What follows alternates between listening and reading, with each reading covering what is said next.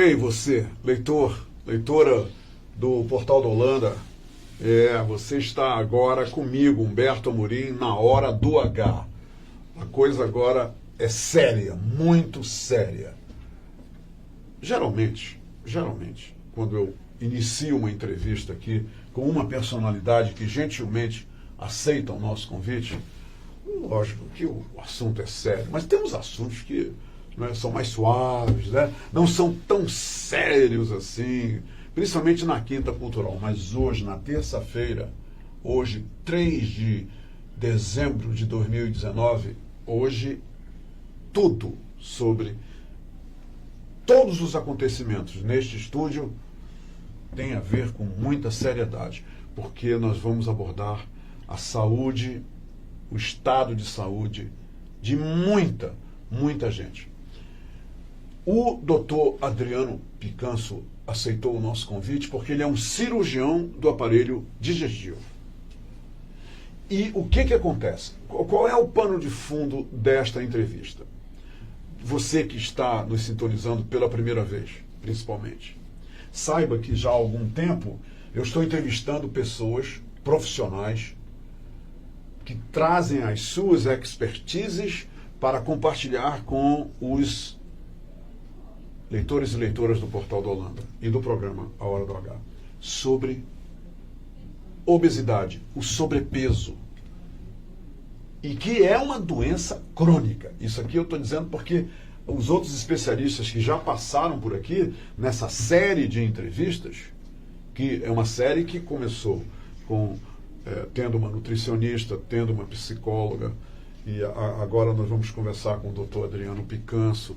Quer dizer, é uma série que está realmente constatando para os leitores e leitoras do Portal da Holanda que, sim, Manaus é a cidade que, no ranking das capitais brasileiras, com maior número de obesos, de pessoas acima do peso no Brasil.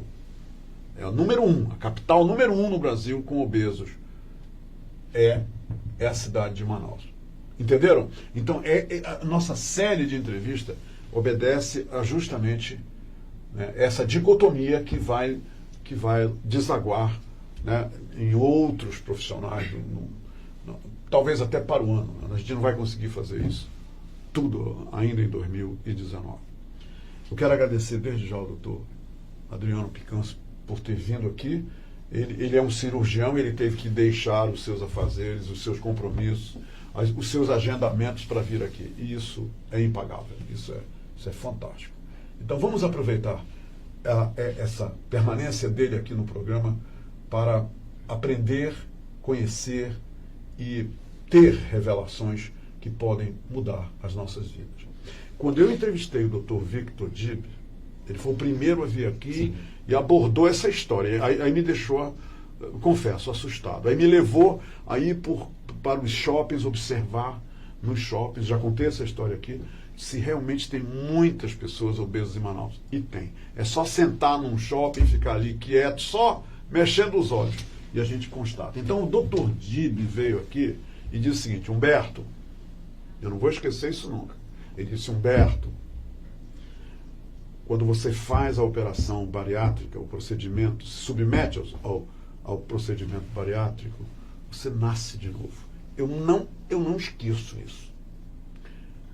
Você nasce de novo. Então, o que a gente está fazendo, doutor Adriano? Nós estamos conversando com especialistas como o senhor, para depois conversar com essas pessoas e saber. Isso é o que está vindo aí, tá? Se elas nasceram de novo mesmo. Então, nós estamos matando a cobra e mostrando a cobra, entendeu? Entendeu o que está acontecendo. Exatamente. Né? Então, ninguém melhor do que o senhor para nos dizer o seguinte: essa questão de Manaus estar no topo da lista, no ranking maior das capitais brasileiras com o número de pessoas com sobrepeso, é real, é factual? O senhor concorda com isso que está sendo divulgado? Não, seja bem-vindo. Seja bem-vindo na Hora do H. Primeiramente, é uma satisfação muito grande, né, Humberto? A gente teve uma conversa muito agradável aqui antes de iniciar a entrevista e realmente é um assunto que vem à tona e que está presente no nosso dia a dia. Não resta dúvida de que esses números são reais. Isso a gente vê. como você falou, você vai no shopping, você para, você senta num banco no É shopping. só ficar quieto, né, e você doutor? espera as pessoas olharem, você vê que as pessoas estão com sobrepeso e estão com obesidade, né? Claro, são coisas diferentes, Sim. mas a gente consegue perceber que uma pessoa está acima do peso. Então, é frequente, é real. Isso não é só no shopping, é no seu local de trabalho, é na faculdade, é na escola. E isso, além dos adultos, está crescendo também entre as crianças. Então, já gera uma preocupação. Normalmente, você não fica obeso somente quando você está adulto. Às vezes já vem da infância, por hábitos inadequados, uma alimentação inadequada. É porque eu imagino que a família obesa, ela tem hábitos, né, logicamente, que ligados à obesidade. E acaba afetando os filhos, sem um limite do que comer, do como comer, ou então mesmo, eu fico imaginando, sabe, é normal, vira normal você ser gordo dentro daquela família, é isso? Os filhos, eles passam a ser reflexos dos pais. Então, o que adianta você falar para o seu filho? Diz, olha, como uma salada, com um alimento mais saudável, se o pai está comendo um alimento que é industrializado. E esse pai nunca fast vai food, dizer isso para aquela criança. Não vai não é? dizer. Não, come isso aqui que eu vou comer meu fast food. Não, os filhos comem o que os pais comem normalmente. Então é um problema que acaba afetando normalmente toda a família. Segunda coisa que eu sempre brinco, né? Às vezes chega, poxa, essa criança, 2, 3 anos, está tomando um refrigerante que vai fazer mal. Eu vi falando bastante do refrigerante, né? Que é uma bebida extremamente rica em açúcar, que traz muitos malefícios para a pessoa que está tomando. Então a criança está tomando um refrigerante. Se, poxa, ela tem dinheiro para comprar o refrigerante, ela não tem. Quem comprou isso para ela? Foram os pais. Foram os pais. Né? A criança não saiu para comprar, a criança não trabalha. Doutor Adriano, os refrigerantes, isso aqui já foi dito aqui, vale a pena a gente repetir. Refrigerante é veneno, né? É um veneno que a gente toma e gosta, né? Eu evito ao máximo, né? Muito esporadicamente, realmente não é a rotina. Sempre que der, evitar. Me diga uma coisa. No seu trabalho, o senhor percebe, né? Isso tudo que o senhor falou é verdade. A gente não tem lugar em Manaus que a gente vá e que não veja alguém com sobrepeso, um obeso. Isso aí é fato. Agora, me diga uma coisa, no seu trabalho, o senhor detecta que existem mais clientes femininos ou masculinos?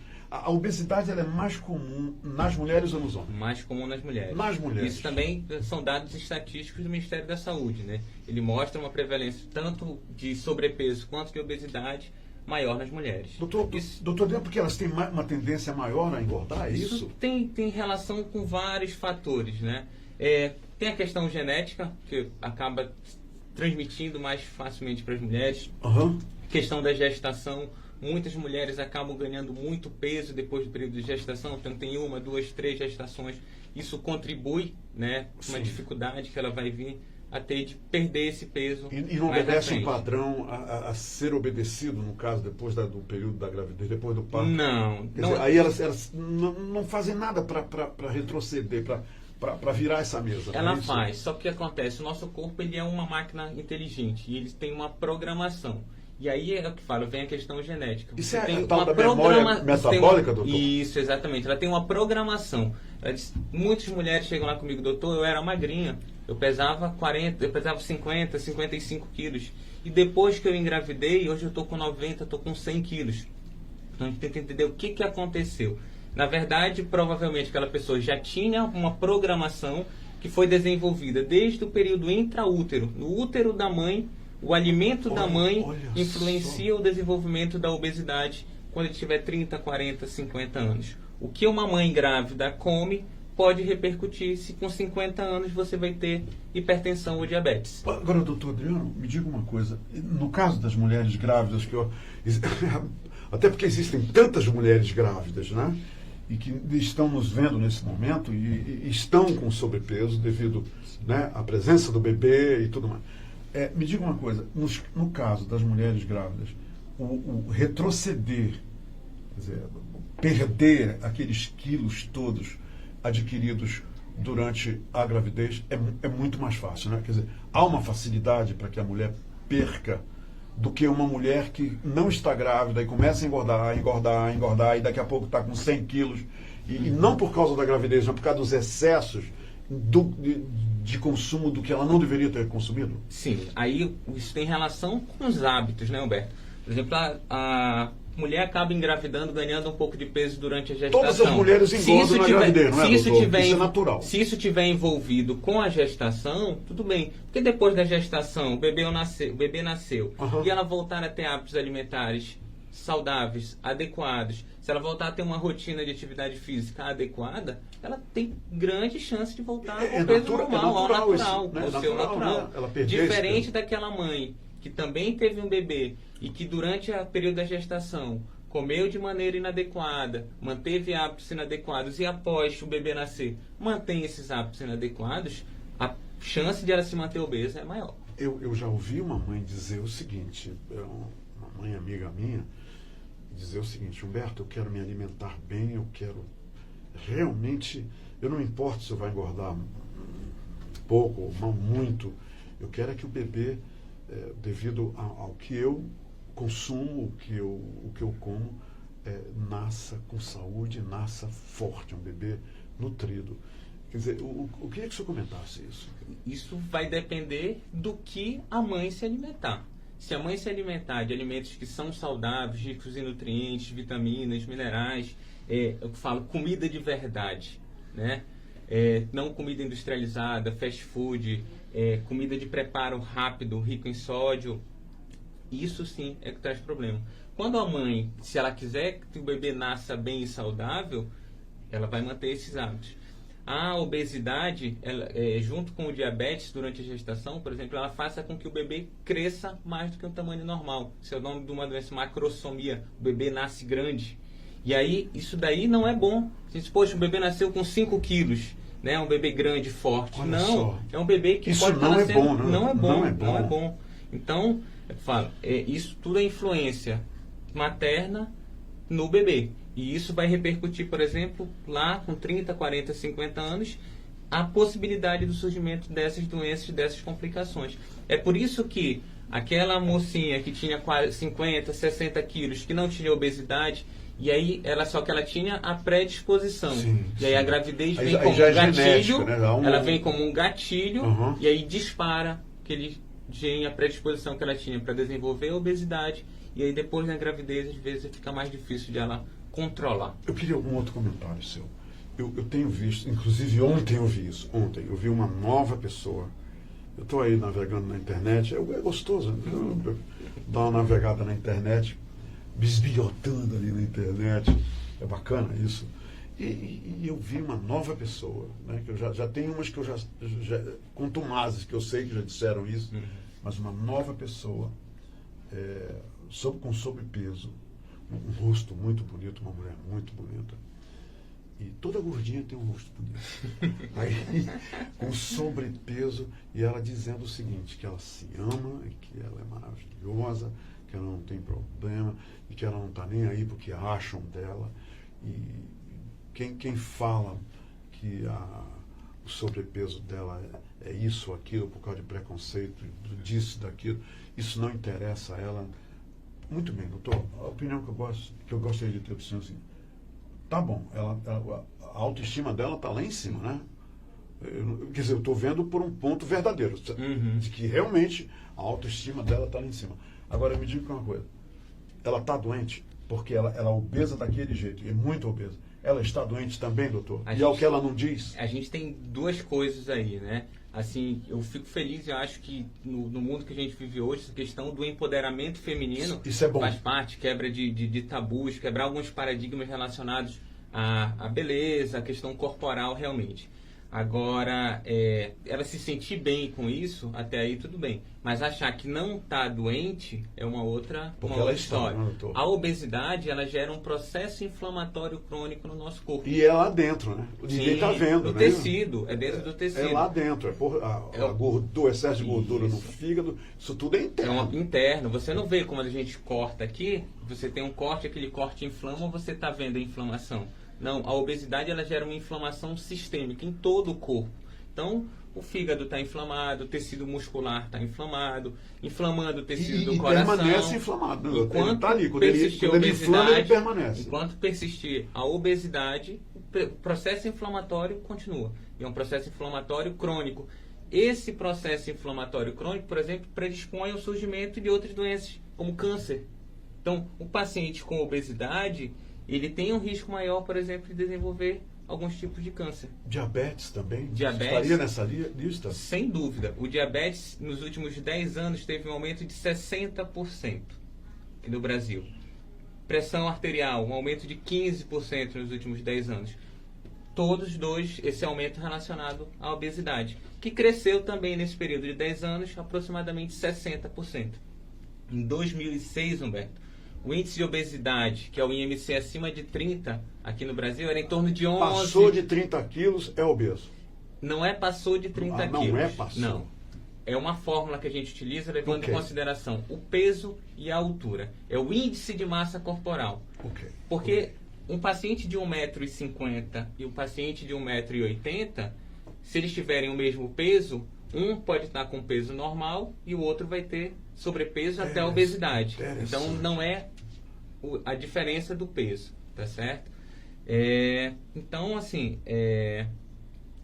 estava falando desse processo inflamatório que acontece aí. É um processo inflamatório que ele é contínuo. Então, enquanto a gente não resolve a questão do problema da obesidade, ele permanece ali naquele paciente. Tem um monte de coisa que eu ia lhe perguntar, mas deixa eu tirar uma coisa do caminho. Essa história de medir o tamanho da barriga, como é que o sinal amarelo acende aí quando se faz essa medição?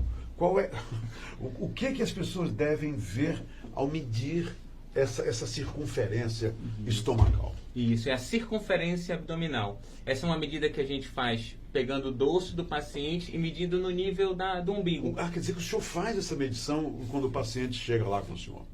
Normalmente, os nossos nutricionistas acabam fazendo isso. É feito pela equipe. Isso é feito pela equipe. É uma das medidas que a gente acaba utilizando para definir um critério que, por exemplo, ajuda na identificação do paciente para a cirurgia.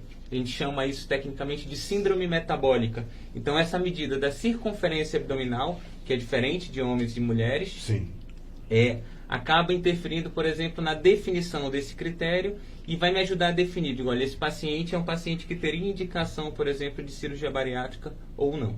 Entendi. Me diga uma coisa. Vamos agora entrar lá na clínica onde o senhor trabalha. Sim. Qual é o seu papel lá na clínica?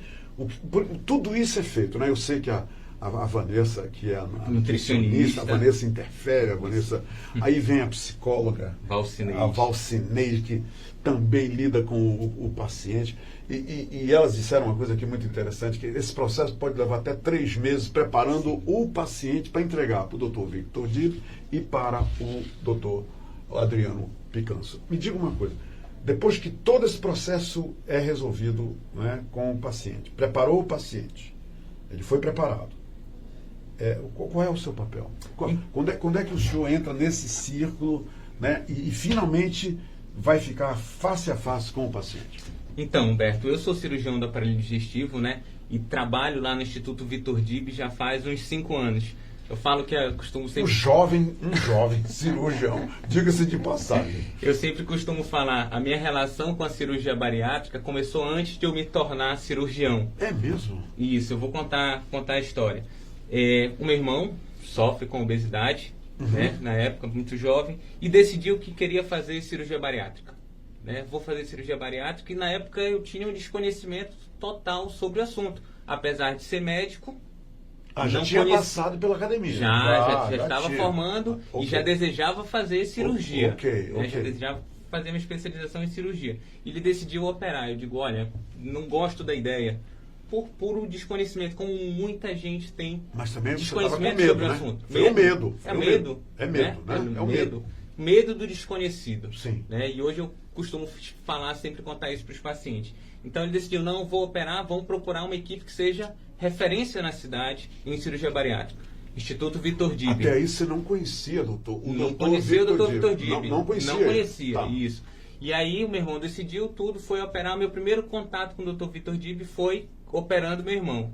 Né? Olha só. E dali me apaixonei pela cirurgia bariátrica. então eu já queria fazer cirurgia. E foi uma epifania, então, né? Foi ali, pá!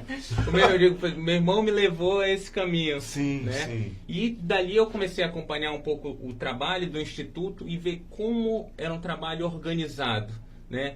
Não é somente o cirurgião. Quem prega que somente a cirurgia resolve o problema, não vai ter Quer bom dizer, resultado. o doutor Adriano, não é só chegar lá no instituto e dizer, ok, eu sei que eu tô gordo, todo mundo sabe que eu tô gordo, ok, ok, deita aí, vamos fazer. Não é assim não, né? Nem pode, Nem não pode, pode. não fazemos isso. Então, o paciente que chega lá com a gente, ele vai fazer um acompanhamento com o cirurgião, com o nutricionista, com o psicólogo, com o endocrinologista e por várias outras especialidades. O endocrinologista, ele trabalha ali juntamente com a gente. Normalmente eles fazem um relatório liberando o paciente para operar. E pode acontecer, doutor Adriano, que essa equipe decida que ele não precisa naquele momento fazer o procedimento, e que pode, pode sim ser tratado com outras alternativas? Pode acontecer. Pode acontecer. Muitos pacientes procuram o Instituto Vitor Dibbe exatamente por ser uma referência no tratamento da obesidade. Não somente em cirurgia, tratamento clínico, medicação, modificação do estilo de vida, dieta, que todo esse acompanhamento da nossa equipe multidisciplinar propicia para o paciente. Então, às vezes, o paciente chega lá e ele não está dentro dos critérios de indicação para a cirurgia, que são critérios bem estabelecidos. Então, esse paciente não se enquadra no perfil de cirurgia. Ele pode manter o tratamento dentro do Instituto Vitor Dibbe com a nossa equipe. Daí nutricionista, esse processo, psicólogo, de endócrino. preparação, tudo mais. Então, eles vão lapidar o paciente, Isso. prepará-lo para o momento final ou não. O paciente segue um caminho e aí dali, quem tem indicação de cirurgia pode seguir o caminho da cirurgia e os que não tiverem, seguem o caminho da nossa equipe multidisciplinar. Isso é muito, muito interessante. Interessante mesmo. Muito bem. Aí o cliente, pronto, está decidido, esse vai ter que se submeter à cirurgia. Aí o que acontece? Então, ele já... Por quanto tempo, esse aqui eu não fiz essa pergunta para ninguém. Sim, né? No momento que ele adentra no centro cirúrgico, quanto tempo vai levar essa operação? Geralmente, qual é o tempo que vocês ficam lá, né? Depois que inicia o procedimento cirúrgico, né? Até o final, quando retira o paciente já operado. Isso. Quanto tempo leva essa operação? Então, existem algumas peculiaridades técnicas, né? Técnicas distintas, algumas técnicas um pouquinho mais rápidas, outras técnicas um pouquinho mais demoradas. Mas normalmente, Humberto, em torno de 2 horas, 2 horas e meia. É o tempo de cirurgia. Existe algum corte no paciente? Vocês usam, por exemplo, bisturi para abrir o paciente, alguma coisa? Ou outras técnicas já são usadas? Hoje a gente tem uma atuação basicamente no serviço privado do Instituto Vitor Dibbe, né? Sim. Onde a gente consegue prestar que essa cirurgia seja feita de maneira minimamente invasiva. A gente não realiza o procedimento com corte, que a gente fala que é via barriga aberta.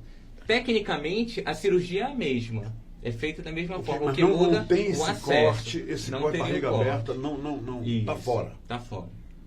Olha só. Isso. Que interessante. Muito bem. Depois que o paciente ele já foi operado, né? Já operamos ele, né? Está operado. Está operado. Vamos tirar ele da anestesia, está bem. Foi tudo, não houve corte, não houve nada, quer dizer, as técnicas foram usadas pelos cirurgiões, ok. Aí ele é retirado dali, e quanto tempo ele fica ainda na clínica em convalescência? Ou já vai para casa? Então, os pacientes normalmente eles são operados em regime hospitalar. Na clínica a gente presta um serviço de atendimento, de consulta e exames. Então, a gente, dependendo do convênio do paciente, ele vai para determinado hospital. Então a equipe se desloca para um certo local para proceder à operação. Pode ser uma cirurgia de grande porte, precisar de uma estrutura hospitalar. Claro. Né? Então a gente vai para os hospitais, eu, doutor Vitor, nossos anestesistas, toda a equipe envolvida na realização do procedimento, e lá a gente realiza, o paciente fica internado durante um período e depois a gente dá alta dele. Agora, algumas coisas interessantes, Humberto. Todo mundo pensa, operei de cirurgia bariátrica, quanto tempo que eu vou ficar sem me alimentar? Nosso paciente, de 4 a 6 horas depois da cirurgia, a gente inicia uma dieta para ele conforme o protocolo que a gente tem com os nossos nutricionistas. Então, 4 a 6 horas depois, o nosso paciente inicia uma dieta. Se alimentar. Esse paciente começa a levantar e andar para ajudar a prevenir complicações da cirurgia. Sim. 4 a 6 horas após a cirurgia. Ele já dá a primeira caminhada. Já dá a primeira caminhada. E hoje, muito raramente, algum dos nossos pacientes precisa, por exemplo, fazer um pós-operatório na UTI. Ou seja, ele sai do centro cirúrgico e fica acompanhado pela família. Entendi. Já recebendo ali os primeiros cuidados, o amparo da família, que E realmente é esse momento que o senhor nesse diria processo. para o senhor mesmo, quer dizer, não para o paciente, mas para o senhor mesmo. Esse aí nasceu de novo. E não tem dúvida sobre isso. Quando a gente acaba a cirurgia, tá... Quando nasceu Vai nascer. Nasceu de novo. Eles dizem que quando ele acorda da anestesia, eles falam eles têm isso. essa sensação. Alguns pacientes comentam com a gente: doutor, nasci de novo, vou levar outra Eles vida. falam isso, doutor. Falam. Que Eles acordam maravilha. e falam: doutor, obrigado. E geralmente- O senhor transformou minha vida, eu vou ter uma nova vida a partir de agora. Porque logo após a cirurgia, que é 24 horas, eles já sentem a diferença. O que é psicológica, é física? O que o senhor acha? Porque o camarada já sente alguma diferença, não é? Eu acho que psicologicamente ele estava se preparando para aquilo. Né? Esse período da convalescência, da recuperação dele, ele pode sentir um pouquinho mais de desconforto, de gases, mas realmente eu acho que é uma questão do convencimento dele até para que ele consiga assumir aquela postura das mudanças necessárias para que ele leve a cirurgia dele adiante. Me diga uma coisa, com tanta gente com essa doença, né, crônica que é a obesidade, vocês fazem o quê? Quantas operações por dia? E também, ou vocês escolhem um período para operar vários clientes? Porque são 3 horas, né, de operação. Isso, então vocês sempre o quê? Já se escalam para operar várias pessoas naquele dia ou naquela semana? Como é que vocês fazem? Nós temos a nossa escala cirúrgica, né? 2 a 3 dias na semana, e normalmente a gente não costuma marcar mais do que 2 procedimentos. Por dia? Por dia, isso. É uma exigência do cirurgião, né? Principalmente em cima do Dr. Vitor Dib. Fica cansativo, né? Você imagina, você realizar 2 procedimentos de 3 horas, já pensou você tem toda uma tensão, uma ansiedade, a vida do paciente está ali na sua mão. Exatamente, são 3 horas que ele está ali numa concentração só, e acabou, não é isso? E foi exatamente o que você perguntou, digo, qual que seria o meu papel nisso daí, né? Que acabou falando e não fomos.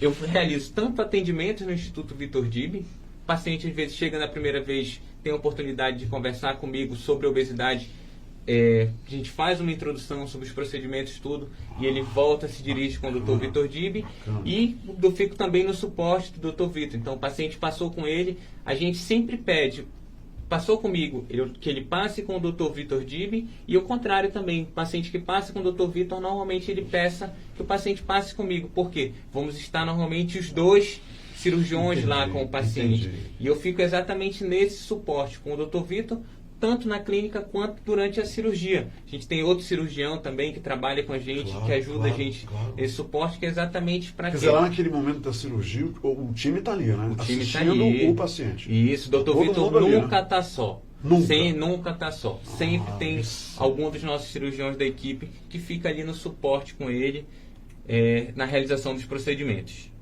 Doutor Adriano, me diga uma coisa. Olha só o que eu recebi. O que é doença do refluxo... Eu vou acertar. Não, olha, vou acertar. Doença do refluxo gastroesofágico. Olha, francamente, hoje eu já vou... Eu estou aprendendo muita coisa aqui. Está aqui, eu vou aprender isso aqui. Eu não sei, sinceramente, se alguém me parasse na rua, você vai ganhar 1 milhão para dizer o que é, Humberto, doença do refluxo gastroesofágico. Eu ia perder R$1 milhão. Ia perder. Eu ia perder. Olha, é uma das doenças mais prevalentes do aparelho digestivo, na prática clínica. Doutor, é mesmo? 10 a 20... Essa palavra refluxo eu sei o que é. Isso. Mas ela no meio aqui de doença do refluxo gastroesofágico, aí ela perdeu sentido para mim. Ela já dá umas dicas pra gente. Já dá uma Gastro dica. do estômago, Sim. esofágico pro esôfago. Sim. Então, é um retorno do conteúdo do estômago pro esôfago. E é uma doença extremamente muita comum. gente nos vendo. Milhares de pessoas estão nos vendo isso. Bora fazer isso. Essas pessoas têm que entender bem isso. Lógico. É um retorno do esôfago... Do alimento. Falando do alimento. Sim, lógico. sim. Que ele esôfago, estômago... Eu vou falar de volta para a boca, é eu isso? Vou falar é isso? Pode ser. Pode chegar até a boca. Pode chegar Sim. até a boca. O normal é o quê? A gente pega o alimento, Sim. mastiga, ele passa pelo esôfago e chega no estômago.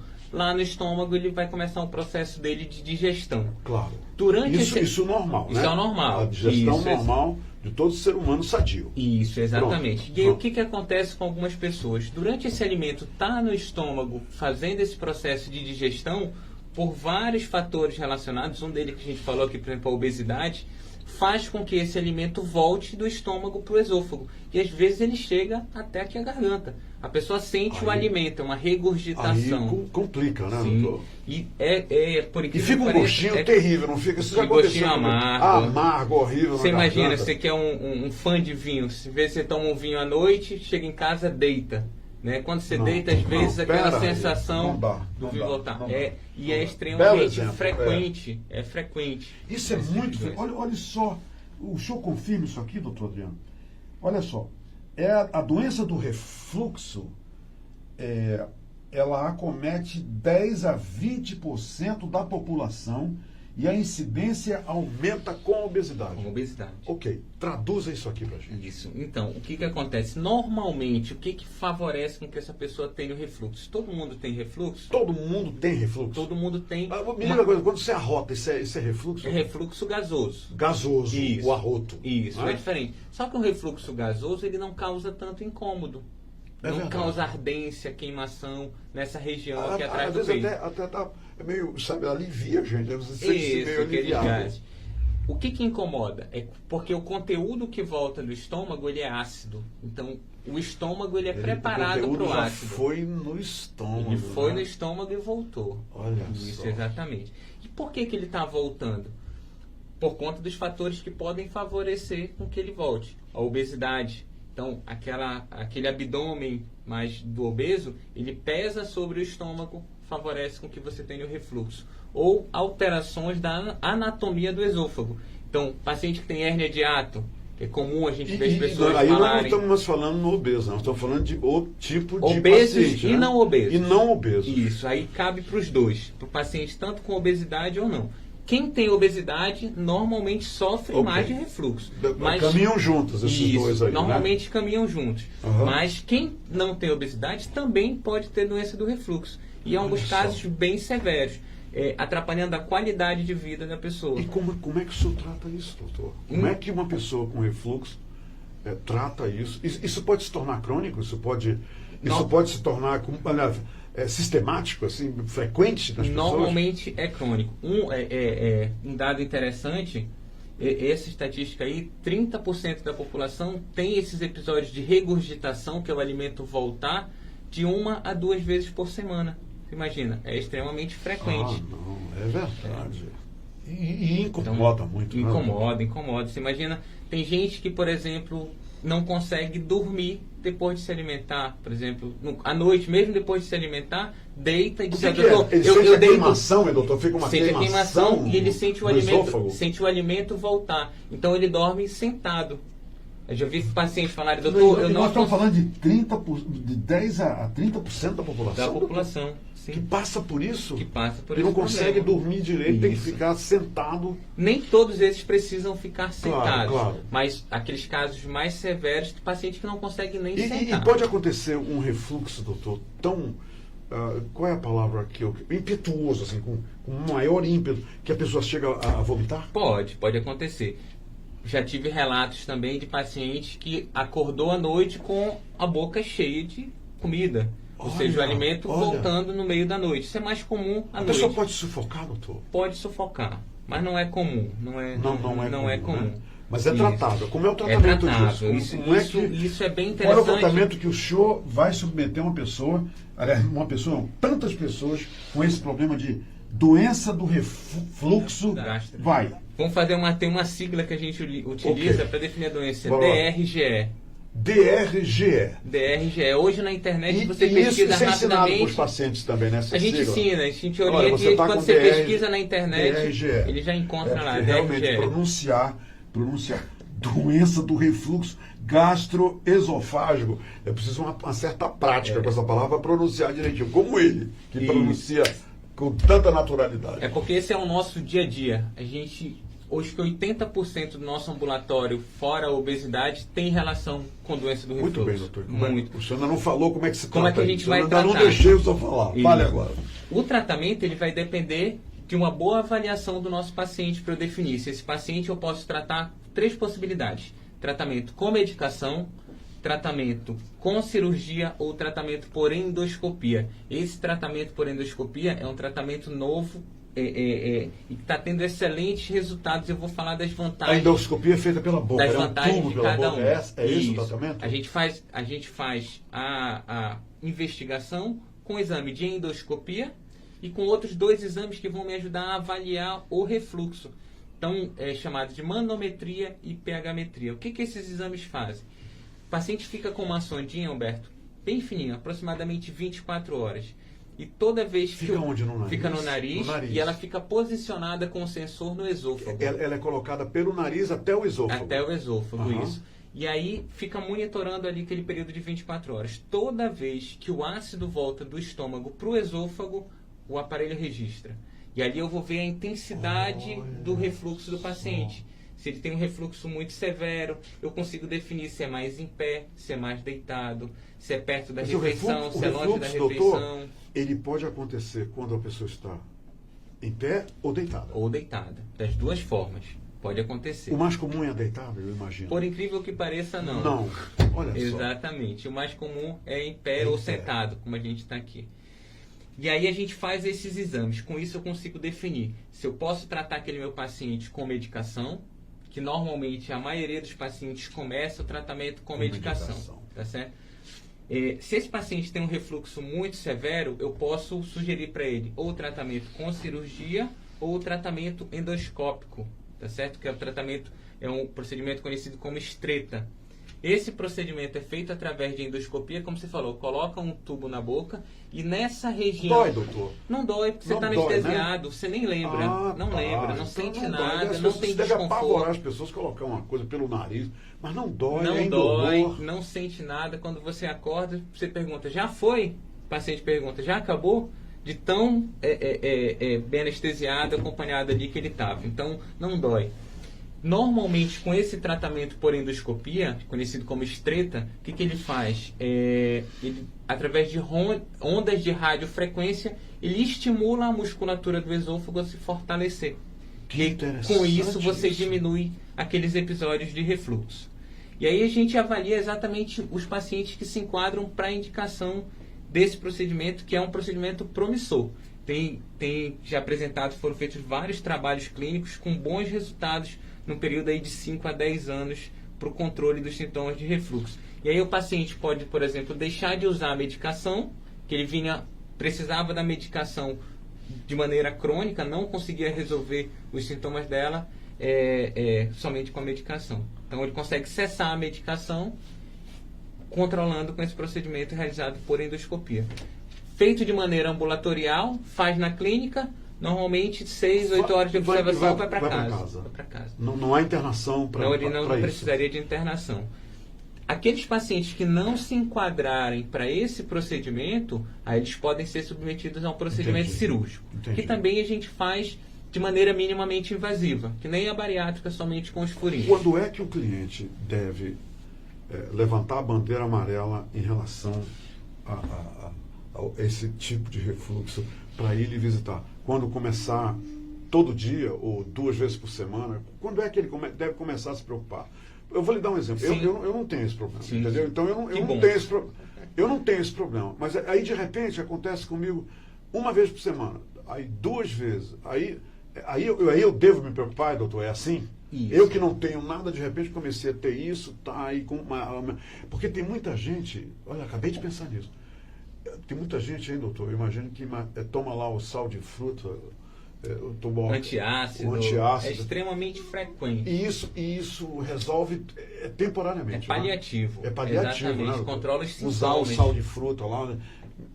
Me diga uma coisa, qual é a frequência que levanta a bandeira amarela para quem nunca teve e começa a ter? Eu vou falar tanto da bandeira amarela quanto da bandeira vermelha. Okay, claro. Você começou a ter você não tinha nada e você começou a ter sintoma, a gente tem um limite de corte ali. A idade é um fator que influencia a gente. Se você tem mais de 40 anos, o ideal é que você tenha um acompanhamento mais precoce. Por quê? Porque a partir dos 40 anos começa a ter um aumento do risco de desenvolver alguns tipos de câncer. O que eu estava explicando lá? O esôfago, ele não é preparado para o ácido que tem no estômago. Então, se esse ácido começa a voltar e queimar o esôfago, você está causando uma inflamação no esôfago e isso pode evoluir para lesões que podem, por exemplo, desenvolver um câncer de esôfago. Você causa distúrbio, o ácido vai causar distúrbios do esôfago. Do esôfago. Que não é um órgão que tolera o ácido. Que tolera o E que ácido, hein, doutor? Que ácido. Então, esse paciente com mais de 40 anos, ele já deve, idealmente, passar por uma avaliação. Porque ele vai fazer os exames para realmente ver se não tem nada mais sério, se é somente o refluxo. Parar com esse negócio de comprar o Alka-Seltz, não é Alka-Seltz, mas é Sonrisal. Aí na armadilha, nada de Alka-Seltz, é Sonrisal, né? Nada de ficar, né, no antiácido, passou, tá legal, pronto. Aí depois volta outro antiácido. Às vezes o paciente ele tem uma doença séria e ele posterga, atrasa o diagnóstico. E ela vai piorando, uma doença que poderia ter sido tratada precocemente e ele perdeu às vezes a chance de ir para o tratamento. Alguns pacientes vão deixando isso tão de lado que só procuram a gente quando a gente fala que ele apresenta sintomas de alarme. Vômitos com sangue, perda de peso e entalo. O tal do isso entalo, são sinal seguido vermelho. Por tosse, eu já vi pessoas se entalarem e começar a tossir. Pacientes que apresentam essas alterações, digo, olha, liga o alarme, que pode estar com uma complicação grave. Senhor, mas o ideal é ele não ir nessa situação, tem que ir antes. Quem quiser falar com o senhor, vai antes. Então, vai antes onde? Onde é que as pessoas Então, a gente tem uma agenda aberta no Instituto Vitor Dib, que o nosso contato deve estar à disposição. Está colocando aí, Paulo? Tá. Ótimo. Praticamente todos os dias da semana a gente tem agenda lá. Que legal. E além de a gente trabalhar com obesidade lá no Instituto Vitor Dib, a gente trabalha com essa parte da saúde do aparelho digestivo. Então, praticamente que tem um especialista no senhor, que é cirurgião do aparelho digestivo. Tudo isso que a gente conversou um pouquinho aqui, por exemplo, os exames para investigação da doença do refluxo, os tratamentos disponibilizados para a doença do refluxo, tudo a gente consegue fazer lá dentro do Instituto. Então, o paciente não precisa estar procurando em vários lugares para ter um tratamento multidisciplinar, um tratamento completo. A gente tem a nutricionista.